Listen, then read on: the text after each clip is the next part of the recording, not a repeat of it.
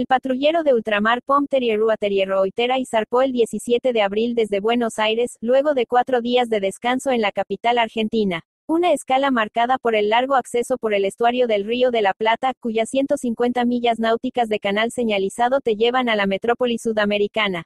Durante esta escala se produjo la recepción de una delegación de oficiales de la Armada y la visita a la Embajada de Francia de un grupo de marineros a bordo. También permitió a la tripulación descubrir esta ciudad conocida desde hace mucho tiempo como la pequeña París de América Latina. También marca un nuevo hito en el despliegue del buque hacia Tahití, que ahora se dirige hacia la Patagonia, con vistas a pasar el Cabo de Hornos antes de llegar a Ushuaia.